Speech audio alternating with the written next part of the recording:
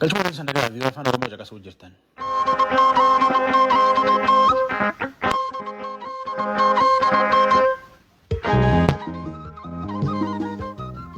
Biyya afaan Oromoo wixataa Jimaataa galgal sa'aatii 2 akka sa'aatii 3 meetira baandii 22 25 31 fi VOA 24 Naayil Saat irraa caqasuu jirta yaayyuu jalqabna. Wixata majiin 11 keessa jirra VOA afaan Oromoo caqasuu jirtan nu dhiyaadha. Waan arsanitti himnu duun jalqabna. Namoota duun itti achiin duubatti waan afeddachaan.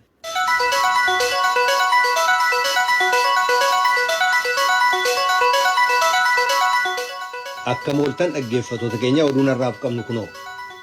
Afaan yaa'iin mana maree Yuunaayitid Isteetsi Naansi Peloosii manni maree bakka bu'ootaa biyyattii akka kaabineen pireezidaanti Tiraamp fooyyessama heeraa 25ffaatti fayyadamuudhaan pireezidaanticha taayitaarraa kaasu ka yaada dhiyeessuuf jiru ta'uu dubbatan.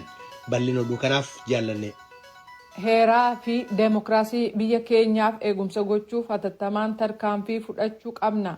Sababiinsaas pireezidaanti Tiraamp sodaa hin oolle uumaa waan jiraniif jedhan. Guyyaa guyyaan waan rifaasisaan deemokiraasii biyya keenyaa irratti dhaga'amaa waan jiruuf tarkaanfii fudhachuun akkaan barbaachisaadha jedhu Peloosiin. Pireezidaanti Tiraamp waajjira akka gadhiisan gaafachuun kun kan dhufe roobii darbe gocha hokkaraa gaggeeffameef pireezidaanti Tiraamp itti gaafatamaadha inni jedhu irra deddeebi'ee ega dhaga'ame booda. Pireezidaanti Tiraampis ta'e masaraa Waayit Haawus gaaffii Peloosii kanaaf deebii hin laanne. Kan pireezidaantummaa Yuunaayitid Isteetsiif filataman Joo Baayiden Tiraamp himatamuu qabuu isa jedhu irratti callisanii ilaaluudhaan amajjii 20 kaasee hooggana haaraatu biyya keenyaaf dhufaa jedhan. Tiraamp dhiyeenyatti waajjira gadhiisuuf yeroo jiran kanatti ituu barrii bulchiinsa isaanii hin xumuramin dura seenanni himannaan irratti haabanamuuf tole jechuusaaf carraa xiqqoo jira. Erga Tiraamp aangoo gadhiisanii booda ta'uu mala. Kunis ammaan booda aangoo mootummaaf Tiraamp lamuu akka hin dhiyaanne gochuuf jira. Deemokiraatonni mana maree yoo xiqqaate 180 himatamuu qabuu jechuudhaan sagalee kennanii jiran garuu lakkoofsi kun xiqqoodha. Miseensota 435 qabu keessatti yoo xiqqaate sagalee 218 argachuu qaban. Kataayitaa gallakkisaa jiran hoogganaan poolisii waajjira mana maree Yuunaayitid Isteetsi Istiiven Sund torban dabree hokkarri waajjiricha US Capitol jedhamu irratti geggeessamuu dura loltoonni eegdonni biyyoolessaa yookaan National Guard akka qophaa'inaan eegan gaaffii dhiyeessuu isaaniitii fi aangawoonni tika nagaa mana maree bakka bu'ootaa Yuunaayitid Isteetsiif mana maree murtii seeraa Yuunaayitid Isteetsi keessa jiran gaaffii isaanii fudhachuu diduu isaanii dubbatan. Silaa loltoota eegdota biyyoolessaa yookaan National Guard achii qabna ta'ee jarreen humnaan seenuuf dhufan kana karaatti ittisnee dhaabbatoota waayilota keenyarraa humnoonni nageegumsaa dabalataa aganuuf qaqqabanitti eeguun ni danda'ama ture jedhan Sund. Qondaalli olaanaan eegumsa mana maree murtii seeraa Yuunaayitid Isteetsi Maayikel Stenger aangawoota eegumsa biyyoolessaatti karaa ajaja sirnaatiin hin taaneen akka isaan yoo tarii rakkoon uumameef jecha eegdota dammaqinaan tursiisan ittan dubbadha jechuu isaanii kan eeran Sund qondaalli tika nagaa mana maree bakka bu'ootaa Yuunaayitid Isteetsi Pool Irving immoo yeroo hiriira ba'anitti rakkoo uumuu malu jechuudhaan ajaja sirnaa ka yeroo hatattamaa baasuun maal fakkeessaa ka jedhu irratti akka miirri gaariin ittiin dhaga'ameen dubbatan Sund. Taatoof bulchaan Kaalifoorniyaa duraanii Arnold Schwarzenegger dhaamsa viidiyoo waraabanii dhiyeenya dabarsaniin hokkara dhiyeenya mana maree Yuunaayitid Isteetsi irratti geggeessame balaaleffachuudhaan soba pireezidaanti Tiraamp dubbataa turantu hokkaricha kakaasee jiran. Pireezidaanti Tiraamp filannoo haala madaalawaadhaan geggeessame irraa ba'ee argame garagalchuu akka barbaadanitti ka dubbatan Schwarzenegger uummata dogoggorsuudhaan fonqolcha geggeessuu barbaada jechuun qeeqan. Pireezidaanti Tiraamp ragaa qabatamaa tokko malee filannoo gaafa 3 geggeessame sana akka mo'anitti dubbataa turan. Eega deeggartoonni isaanii roobii dabre kana hokkara kaasuudhaan waajjira mana maree Yuunaayitid Isteetsitti humnaan seenanii booda garuu pireezidaanti Tiraamp dhaamsa viidiyoodhaan dabarsaniin gochaa sana balaaleffatanii taayitaa pireezidaantummaa isaaniis gufuu tokko malee dabarsuuf kan hojjetan ta'uu dubbatanii turan. Hoogganaan Dimookiraatii kan mana maree murtii seeraa yookaan Senetii Yuunaayitid Isteetsi dhaabbanni seera eegsisu kan Yuunaayitid Isteetsi gochaa hokkaraa waajjira mana maree Yuunaayitid Isteetsitti humnaan seenuu yaalamu kamiyyuu ciminaan akka hordofu waamicha dhiyeessanii jiru.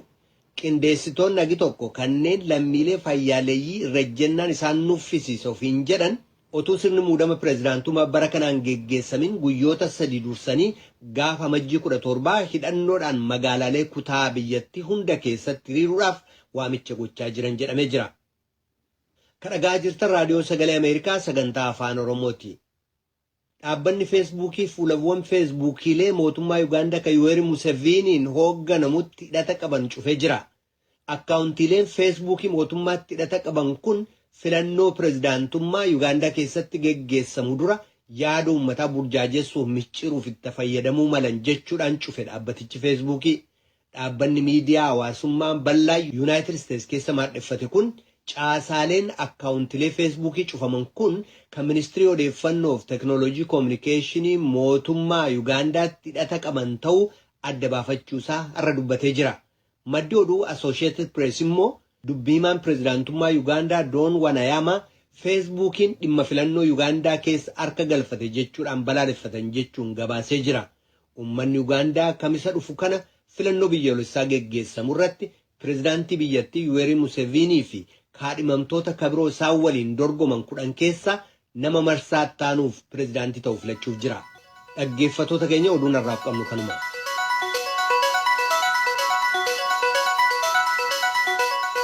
Biyya afaan Oromoo tirbaandii 222531 fi VOA 24 irra caqasuu jirtan.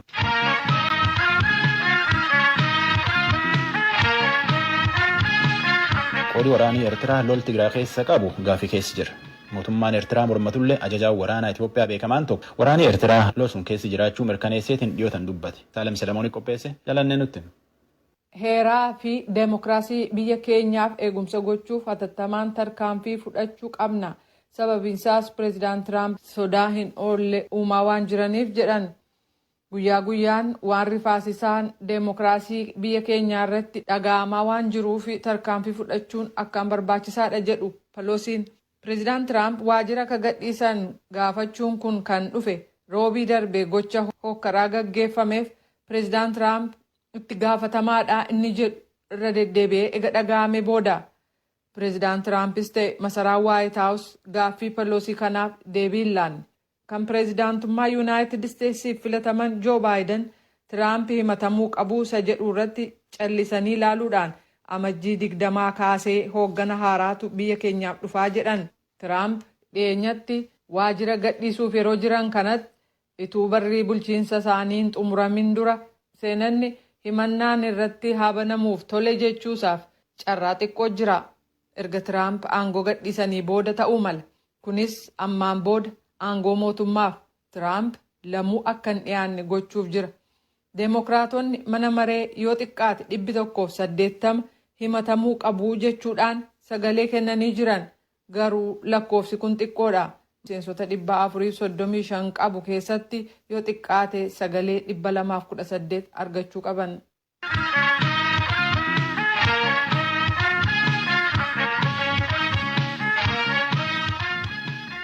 Biyya afaan Oromoo tirbaandii 222531 fi VOA 24 irra caqasuu jirtan. Kam haala ammoo waan ammaan tan isanitti muu jiru kana qophii ammaan tan isanitti muu jiru kana halkan sa'aatii 4 irralleetti raadiyoo Ahaduu FM 94.3 irralleetti halkan sa'aatii 4 irratti hirrisanii deebi'anii atti irrallee caqasuu dandeettan.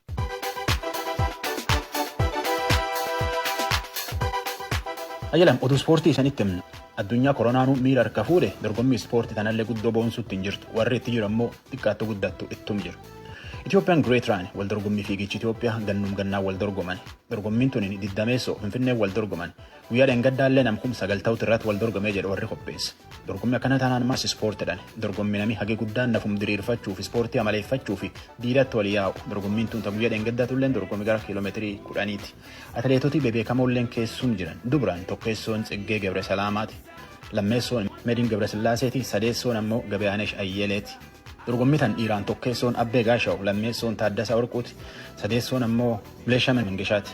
Warra tokkeessoo baay'ee $2,600 badhaasan jedhu warri qopheesse. Dorgommii tana atileet Hayilee Gebresillaaseetti jalqabsiise. Mebaayee Leeyee dhaloota nam Senegaaliiti kilaboota Awurooppaa olaanoo leenjisuuf nama Afrikaa sadeessoo ta'eetiin filatamuuf deema. Torban dabre keessa kilabii Belgium Standard League leenjisuuf filatan galgal kana mirkaneessuuf deeman. Leenjistoota Afrikaatiif fakkeenya tahaa jedhanitti abdatan. Namgan soddomaatti kilabii tana sadarkaa gadaana isiin jirturra ol baasee malkaa dabarsi jedhanii abdachuutu jiran namni Afrikaa kun. Kilabiin tun deeggarsa guddaa qabda. Haa taatuuti immoo sadarkaa Bundesliigaa keessatti sadarkaa 12 jirti. Tapha waltaanu afran armaan duratti taphatti cufaayyuu hin mo'amte. Ardhallee sa'aatii lamaan duubatti Westland Beverne waliin taphachuuf kurfoo jirti kilabiin tunen. Leeyeen kilabii tan leenjisuuf filanii mirkaneessuuf deemaniif kunin nami cuftii na waliin hojjechuu akka fedhu yaayyuu arge. Jedheetiin torban kan waan hojii isaa haaletti tan irratti dubbate. Nama kunin durillee kilabumtan keessa ol guddachaa dhufe. Kilabii keessa ol guddachaa dhufe keessatti leenjisa ta'uu filatamuun na ulfin guddaa jedhe Leeyeen. Kilabii ammaan tan leenjisuuf itti filantana gan 12 keessa taphate. Gaaf ganni isa 18 Senegaal Daakaarii dhufe. Awurooppaan ijoollee Afrikaa hedduu dorgommii kubbaa miilaatiif jettee Afrikaa bitatteetiin tan leenjifattee guddifatte. Tanaan malka dabartellee, tanaan badhaatellee. Haa taatuutu immoo ijoollee Afrikaa leenjistoota kubbaa miilaa olaanoo Awurooppaa keessatti guddoo ni argan. Namni Afrikaa kilabii Awurooppaa olaantuu leenjisuuf maqaan ba'ee fi guddoo beekan. Nama Naayijeeriyaatti Midoobus Egboo jedhanii. FA Cup dorgommii kilaboota kubbaa miilaa Ingiliishiiti. Dorgommii akkana tan yooyyuu hedduu kilabootaa dhibba hedduutti wal dorgomu. Abbaan mo'amu yoosum keessa ba'a hamoo ammoo walitti hafa. Marsa 12 qabdi. Marsa kilabootii English Premier League itti dabalamanitti jira. Ammaan tan marsa sadeessoo irra jiran. Ganni tokko taphatan hagayya taphatan. Warri waliin taphatan immoo carraatti walti marsa. Kaleellee carraa walti marsa. Goolii 21tti gale. Tottenham kilabii Marine 5-2 qaarifte. Man City Birmingham 3-2 irraa gaafte. Chelsea ammoo Morecambe goolii 4 faatetti duwwaa galchite. Barcelona ammoo kilabii Tramare goolii 2 itti galchite. Tramareen duwwaa keessa galte. FA tana hagammaatti kilabitti Arsenalitti marroo hedduu shaampiyoonaa ta'eetiin dur jira. Arsenal marroo 14 shaampiyoonaa FA Cup taati. Bangan 19 dhalootaan Ameerikaa Premier League Germany Bundesliga kilabii Schalke keessa taphatu Matthew Hoppe tapha guyyaa dheengaddaatiin goolii 3 galfate. Haatriikii baanantaan hojjete. Kilabii sunillee malkaa dabarse. Kilabiin isa tapha 30 keessattuu iyyuu akka guddaa akkana kanaan mooteen beektu. Namni Ameerikaa Bundesliga keessatti goolii 4 galfate sun qofa. Namni waliin taphatu Armiinii Haarititti kubbaa tana qajeelchee durbuusi. Innilleen fuudhetti goolii keessa buusi. Namni is durbuus kunilleen tokko galfate. Akkanaan 4 hin taanere 4 taati. Innilleen dhalootaan nam Morokkooti. Hoppeen dhalootaan Ameerikaa kunin sadaasa dabre keessa kilabii Schalke darame. Goolii 3 tanaan dura Toomayyuu hin galfan. Kilabiin Schalke tunin akka kanaan qabxii 7 argatte.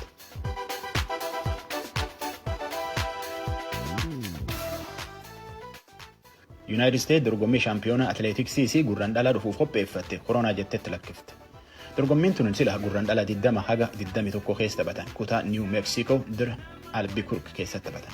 Akka bulchoota dorgommii atileetiksii United States qopheessan jedhanitti ogeeyyotii isaanii waan dhibe kun namatti hin deeme ilaalanitti dorgommii tan lakkisan.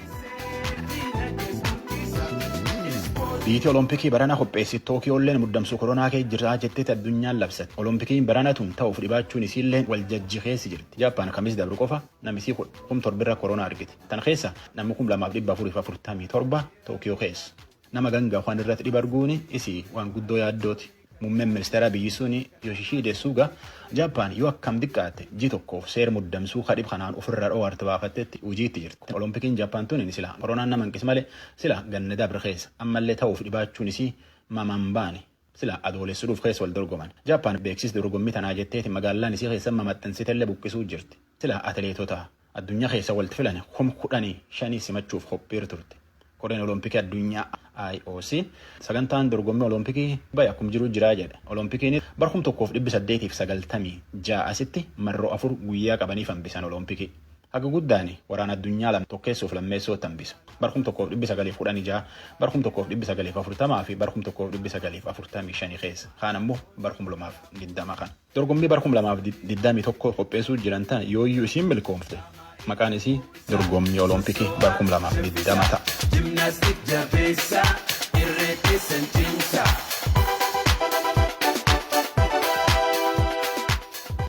Biyya afaan Oromoo tirbaandii 22-25-31 fi VOA 24 irra caqasuu jirtan.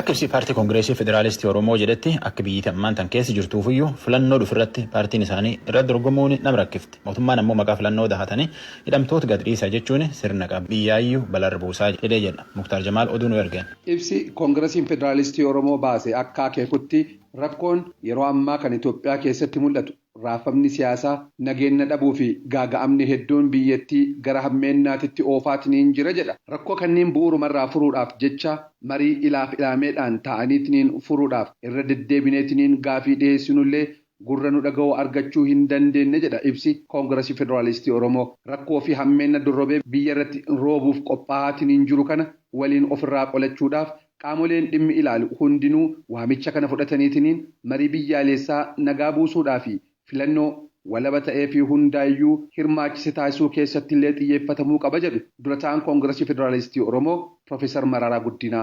Akkuma biyyaatti garatti deemaa jirru kuni rakkoo qaba. Waggaa 3 otoo isinitti iyyinuu rakkoon taane keessa biyyi kun galee ammas rakkoo kana keessa akka ta'utti ba'ee gara filannaa dhugaa sabni kun mootummaa kan kooti jedhetti amanu filachuudhaaf akka ta'utti deemnu malee habalutu bu'aa, habalutu kufaa, habalutu sagalee argataa duwwaadhaani paartilee tokko ofitti qabuun paartilee tokko immoo ofirraa dhiibuun kan akkasii kun waggaa 50 keessa turreerraa siyaasa keenya jijjiiruu hin dandeenye kana keessaa baanee tarkaanfachuun nurra jira jennee hundatti jechuu qottanii murtootti saba biyya kanaattis paartii amma bulchaa jiruttis mootummaa biyya kanaattis hundi akka dhaga'uuf baafne jechuu qottanii. Ibsa isin baastan keessatti haala miseensonni keenya dorgomuu danda'anidha keessa jiranitti haalli waajjiraaleen keenya cufamee jiru keessatti filannoodhaaf dorgomuun akkaan ulfaataadha yaada jedhudha. Maal jechuudha kana jechuun filannootti dorgomuu inuma rakkannullee inuma dorgomna jechuudha moo dorgomuuyyuu hin dandeenyu hin dhiifna jechuudha. Ammaa filachuu miti hin dorgomna jennee hin murteessine hin dorgomnus jennee murteessine garuu filannaan kun nuti dorgomnus dhiifnus biyyuun garagaraatti deemuu dandeessi. Rakkoo tokko keessaa baanee rakkoo biraatti deemuu dandeenya. Waggaa 3 keessatti waliigaltee biyyaa tokko lama jennee lafa kaawwachuu dadhabnee achuma wal argina. Waggaa 3 sabni deemaa jiru kuni garatti deemaa jiru kuni biyya kana gubbaatti rakkoo guddaa rakkoo bal'aa fiduu hin danda'a. Isa jedhu kana yaadachiisaa warra nu dhaga'u akka isaan dhaga'an gochaa hamma dandeenyetti amma 0 horii sadarkaa ammasitti deemneetu ilaalla garatti deemamu. Filannaa keessa galtu bari nan filama wayette malee waan galtuuf hin jiru. Amma akkamma jiru kanatti wal gowwoomsanii wal mooksanii bira darbuun hin danda'amu. Waliigaltee biyyaalessaa waan jedhu yeroo kaastan mootummaan kami waliigalteen biyyaalessaa isuma Profeesar Mararaalleen irratti hirmaatanii barreeffamas dhiheessan sani. Kanaafuu taasifamaa jira maal akka gaafatan nuun galu kanneen jedhanis jiru. Maali waliigalteen biyyaalessaa amma ta'aa jira jedhamee mootummaadhaan himamuu fi kan isin gaafattan kam walii?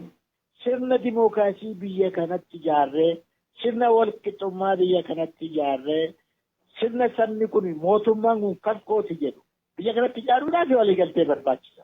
Waliigaltee jechuun immoo barmaanni akkamitti biyya kana bulchinaa dabar akkamitti filannaa dhugaa deemsifnaa dabar waan biraa miti bar waan maajik foormulaan tinii miti bar akkamitti filannaan dhugaa sabni kun filannaa dhugaadhaan bilisaan gadi ba'ee abbaa barbaachisan filachuu danda'a tokko lama. Sabni kun nagaadhaan akkamitti filachuu danda'a tokko lamadha. Amma akkama jirutti Tigiraa keessa nagaan hin jiru, Beenishaangul nagaan hin jiru, Somaalee Affaar gidduu nagaan hin jiru, Kibbas darbee iddoo tokko Walaayitaa eessa nagaan hin jiru. Dachii guddaa sabal'aa immoo hundi keenya Oromiyaanis jeequmsa keessa jirti. Namni dhamaa jira, namni mana murtiitti deddeebi'aa jira, isa manni murtii gadhiise poolisiin hin gadhiisu jedha. Olaantummaa seeraa jiru, olaantummaa sana immoo hunda caala kan rakkisaa jiru mootummaa bulchuudha. Dabballee mootummaarra jirudha. Waan akkasii kanaa waliigallee biyya kana maal goona? Akkamitti filannaa dhugaa deemsisa? Hunda keenyarraa maaltu eegama? hundi keenya waan walii galle sanaa attamitti hojiirra oollaa. Isa jedhutti deemuudha jechuudha baru. Koongiresiin Federaalistii Oromoo rakkoolee uumame jedhu kanaaf itti gaafatamoon mootummaa fi paartii biyya bulchaatiin jiru jedha. Gareen sirna federaalaa Itoophiyaa falmu haleen rukute jedheetiin duubaan mootummaa yoo jajjabeessu mootummaan aangoo harkaa qabullee caasaa sirna federaalizimii duubatti deebisuuf yoo socho'u agarra jedha ibsi KFO kun. Dhimmoota kanniiniin wal qabatee VOA irraa gaafatamanii deebii kan kennan sadarkaa ministeeraatti qindeessaan giddugala dagaagina sirna dimokiraasii waajjira muummee ministeeraa Dr. Biqilaa Hurrisaa akkas jedhu. Filannoo dimokiraatawaa ta'ee gaggeessuun hin danda'amuu fi kanaafuu biyya kana keessatti filannoo gaggeessuun hin danda'amu jedhanii uummata dhaabuudhaaf yaaluun sirrii natti hin fakkaatu.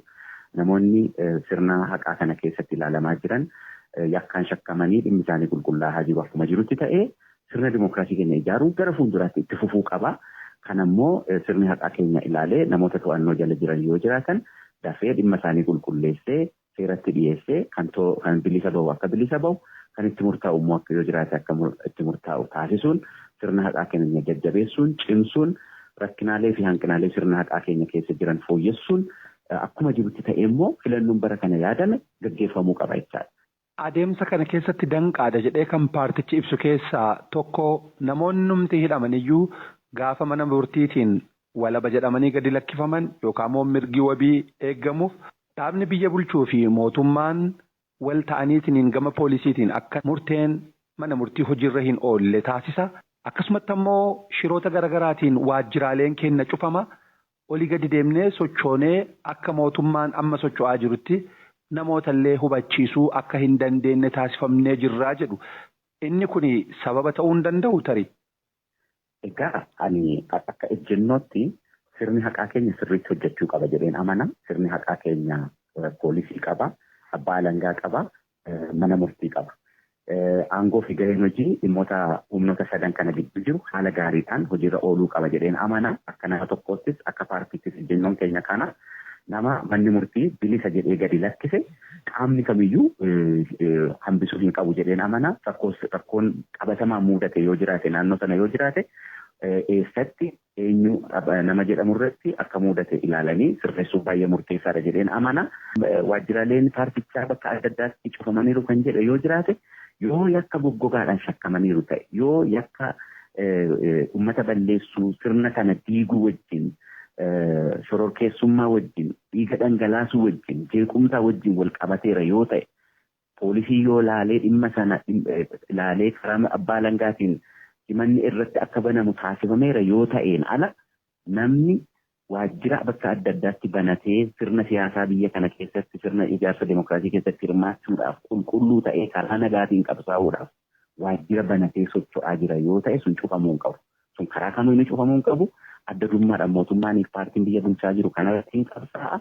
Namoota immoo waa lama wal makanii yakkaa fi karaa nagaa wal makanii deeman immoo madaalli isaatiin sirni haqaa keenya ilaalaa tarkaanfii sirreeffamaa fudhachaa kan deemu ta'a jechuudha.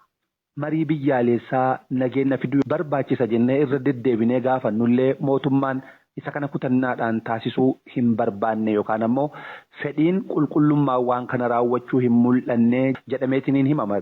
Amma mariin biyyaalessaa taasifamaa jira kan jedhu immoo mootummaan irra deddeebi'eetiin kaasa. Wanni kun yaada waliinii qabateetiin deemee jira jechuun hin danda'ama.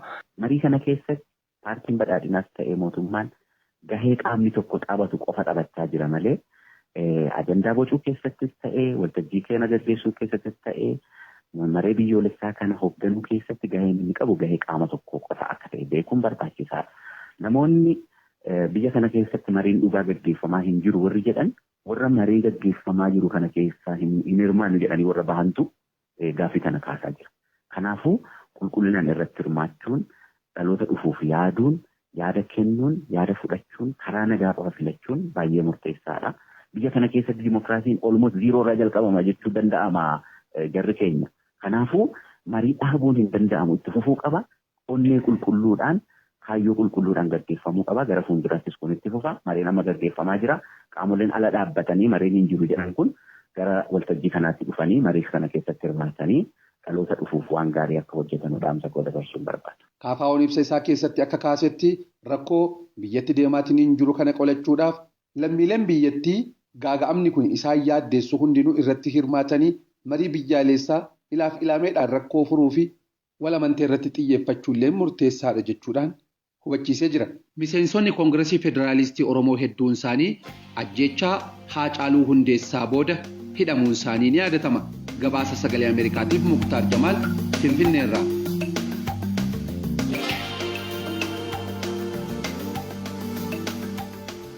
Biyya afaan Oromoo biyyoota itti fuuldura caqasuu jirtanii sirba Abbush Zallaqaa kana hir'isanii ka'e.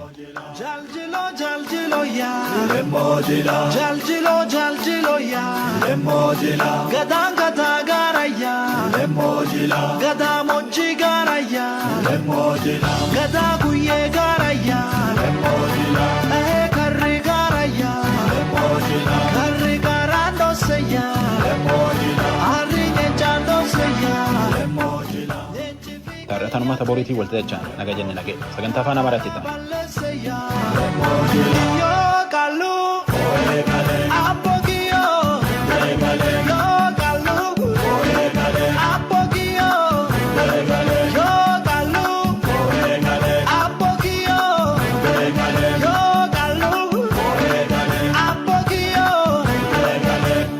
Jaljilo ya jaljilo ya libeti ya farse ya libe arda jila ya nurtu torban jila ya jilo bati doyo ya jilti bati batu ya jilti bati nole ya abrasa godante ya abrasa gadoma ya yo kalu apogio yo kalu apogio yo kalu apogio yo kalu apogio Iro hara bula devana garal jibudati mud kaba Dogumba mud jaljilo ya jaljilo ya jilo ratti robe ya